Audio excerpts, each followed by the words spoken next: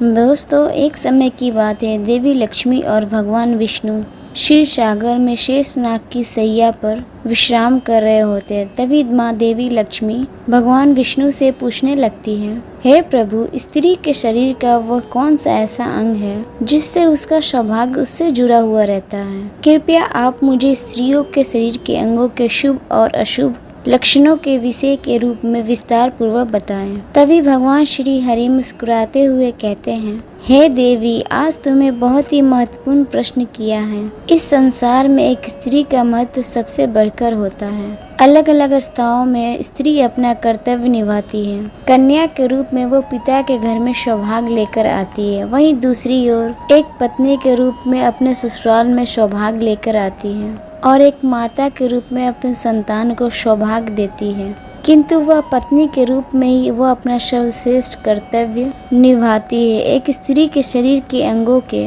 उसके आचरण और सौभाग्य का पता चलता है। ऐसे शुभ अंगों वाली स्त्री अपने पिता और पति का बहुत ही भाग्यशाली होती है। हे देवी, आज तुमने जो प्रश्न किए हैं उन सभी प्रश्नों का उत्तर देने से पूर्व मैं तुम्हें एक महान सदी की बात सुनाता हूँ। वो सदी है दामोदर की पत्नी, जिन्होंने अपने सत्यवान और अपने त्याग से मुझे प्रसन्न किया है। हे देवी, जो भी मनुष्य इस महान कथा का श्रवण करता है उसके संपूर्ण पाप नष्ट हो जाते हैं और साथ ही उसकी दरिद्रता का भी नाश होता है। इसीलिए इस कथा को आप ध्यान पूर्वक अवश्य ही सुने। तभी देवी लक्ष्मी कहती है, हे प्रभु, आप मुझे उस महान सदी की कथा अवश्य ही सुनाएं। मैं इस कथा को ध्यान पूर्वक सुनूंगी। तभी भगवान विष्णु कहते हैं, हे देवी, पूर्व काल की बात है। प्राचीन नगर में भक्त दामोदर दास और उनकी पत्नी निवास करती थी। उनके घर में उन दोनों के अलावा और कोई नहीं था। वह साथ ही परम दयालु और श्रद्धालु भी थे।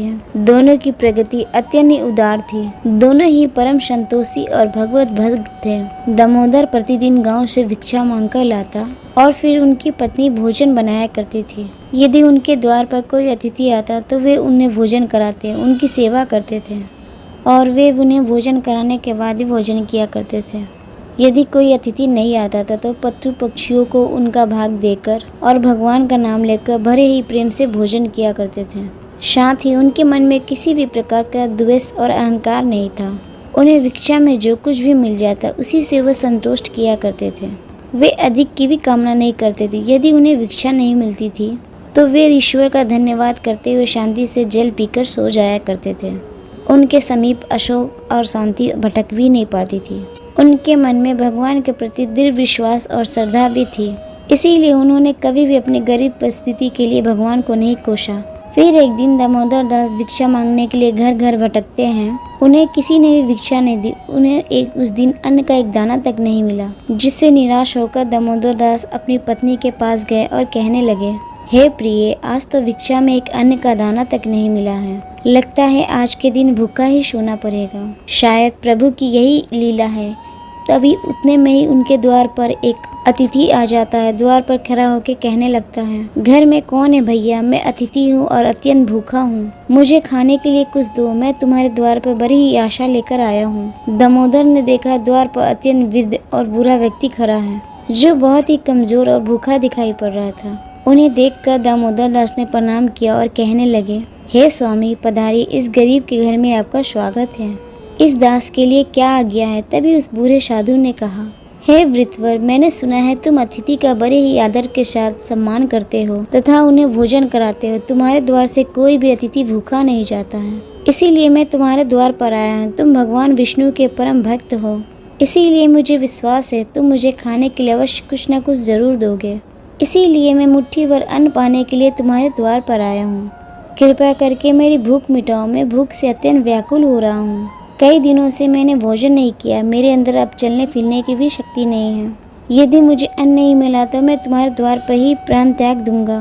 उस बूढ़े साधु के ऐसे वचन सुनकर दामोदर दास को अत्यंत ही दुख हुआ। फिर दामोदर दास ने उस बूढ़े साधु को सहारा देते हुए घर के अंदर बुलाया। दामोदर ने अपनी पत्नी से कहा, हे प्रिय, घर पे अतिथि आए हैं, उनके लिए भोजन का प्रबंध करना होगा। यह सुनते ही दामोदर की पत्नी ने कहा, हे स्वामी, घर में मिट्टी की फूटी हुई हांडी के अलावा कुछ नहीं है। घर में एक अन्न का दाना तक नहीं है। हमें तो भूखा रहते हुए 2 दिन हो गए। अब हम इस अतिथि को क्या खिलाएं? आज भी आप भिक्षा में कुछ नहीं लाए। दामोदर कहने लगे, हे प्रिय, ये बूढ़े साधु अत्यंत ही भूखे हैं। यह चलने में असमर्थ है। भरे ही सौभाग्य से हमारे घर पे पधारे हैं। यदि हम अपने घर पे आए अतिथि की सेवा नहीं करेंगे तो हमें महापाप लगेगा। हम अतिथि को भूखा नहीं भेज सकते। दामोदर की पत्नी मन ही मन भगवान को याद करते हुए प्रार्थना करने लगे, हे गोविंद, हमारी इतनी कठोर परीक्षा क्यों ले रहे हैं? फिर अगले ही क्षण उस सती के मन में एक योजना आई और वह बड़ी प्रसन्न हुई। वह अपने पति से कहा, हे नाथ, आप चिंता मत कीजिए, आज अतिथि की सेवा बड़े ही मन से होगी। आप पड़ोस से कैंची लेकर आए। यह बात सुनकर दामोदर को अत्यंत आश्चर्य हुआ और वह तुरंत ही दौड़ के गए और पड़ोस से कैंची लेकर आ गए और कहने लगे, हे प्रिय, ये लो कैंची, अब बताओ इससे अतिथि की सेवा तुम कैसे करोगे? दामोदर की पत्नी ने कहा, हे स्वामी, इस कैंची से मेरे केस काट दीजिए। यह बात सुनते ही दामोदर अचानक से चौंक गए और कहने लगे, हे प्रिय, स्त्री का केश ही सबसे बड़ा उसका गहना होता है। केश के बिना स्त्री का सौभाग्य और चरित्र भी नष्ट हो जाता है। स्त्री के लंबे केश ही इसकी सुंदरता का प्रतीक होते हैं। मैं यह पाप नहीं कर सकता। दामोदर की पत्नी ने जोर देते हुए कहा, हे स्वामी, आप चिंता मत कीजिए, शायद प्रभु की यही इच्छा है। संकोच होकर केस काटिए। फिर दामोदर ने कांपते हुए हाथों से चारों ओर के केश छोड़ के बीच के केस काट दिए।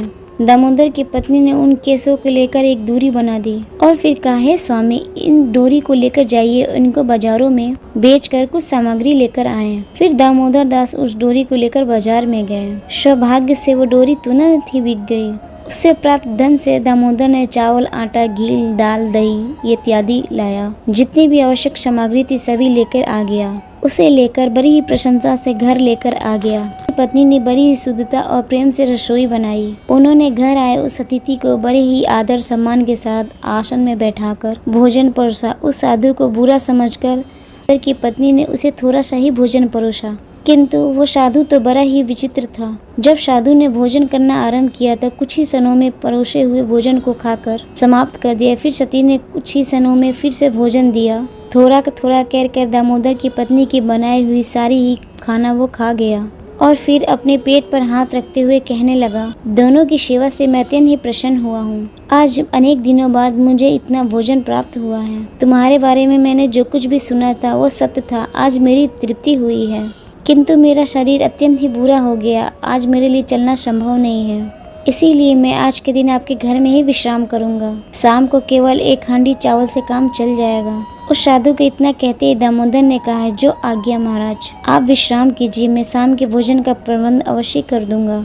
इतना कहकर दामोदर अपनी पत्नी के पास गए और कहने लगे, हे प्रिय, हमारे अतिथि में चलने की शक्ति नहीं है, इसीलिए वे आज हमारे घर पे ही विश्राम करेंगे। किंतु अब संध्या का भोजन का क्या होगा? संध्या के भोजन हम कहाँ से बनाएंगे?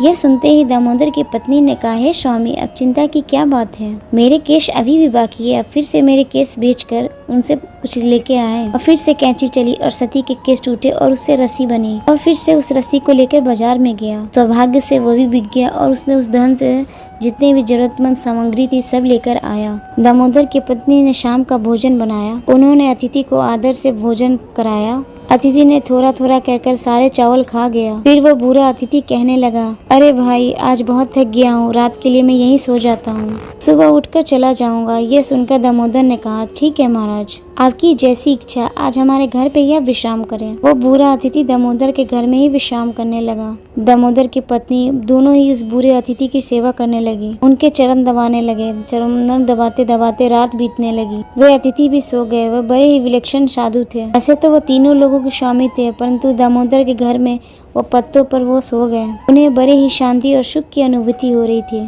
साक्षात भगवान विष्णु वृद्ध का वेश धारण करके दामोदर के घर में गए थे। उन साधु महात्मा को सोता हुआ देखकर दामोदर धीमी आवाज में अपनी पत्नी से कहने लगे, हे प्रिय, ये बहुत ही बुरे हैं, इनका शरीर बहुत ही कमजोर है, शायद कल सवेरे भी इनसे चला नहीं जाएगा। कल मैं सुबह जल्दी उठकर भिक्षा मांगने के लिए चला जाऊंगा और हम साधु बाबा को भोजन खिलाकर उनकी सेवा करेंगे। आंख बंद करते हुए साधु बाबा ने दामोदर की बात सुन ली। दोनों पति पत्नी का त्याग और उनका अतिथि प्रेम देखकर भगवान विष्णु की आंखें भर आई। श्री हरि की भक्त तो लीला है, वो जो भी रचना रचते हैं उनका कल्याण होता है। पैर दबाते दबाते वो दोनों पति पत्नी वहीं पे सो गए। फिर साधु बाबा ने उठकर उस दामोदर की पत्नी के सिर पर हाथ फेरते हुए और हाथ फेरते उस सती के सिर पर काले घने लंबे बाल वापस से आ गए। फिर उन्होंने दामोदर के शरीर पर हाथ फेर दिया, जिसके कारण दामोदर स्वस्थ तथा अत्यंत पवित्र हो गए। भगवान ने दामोदर की झोपड़ी में दृष्टि घुमाई तो वह उसी क्षण एक विशाल महल में बदल गया। उस महल में अत्यंत स्वर्ण रत्न और मुद्राएं और स्वर्ण से भरी हुई सारी वस्तुएं थी। फिर भगवान बोले, हे सती, तुम्हारी भक्ति की सुनकर मैं और उस भावना को देख के अत्यंत ही मैं प्रसन्न हुआ हूँ। आज तुम दोनों अपनी साधना को पूर्ण करके वैकुंठ लोक जाओगे। मैं छाया की तरह सदैव ही तुम दोनों के साथ रहूंगा। इतना कहकर भगवान विष्णु उस स्थान से अंतर्ध्यान हो गए। कुछ देर पश्चात जब दामोदर की पत्नी की नींद खुली, वहाँ का नजारा देखकर वह आश्चर्यचकित हो गई। कल की सारी घटना उसको याद थी। अचानक से केस कैसे उगाए, ये दुर्लभ वस्त्र, रत्न और इत्यादि चीजें कहाँ से आ गई, इतना अद्भुत महल कहाँ से आ गया। तुरंत ही उसने अपने पति को उठाया। जब दामोदर ने ये सब चमत्कार देखा तो वह भी आश्चर्यचकित रह गया और उसे अपनी आंखों पर विश्वास नहीं हो रहा था। वे दोनों ही एक दूसरे की ओर देखकर सोच में पड़ गए।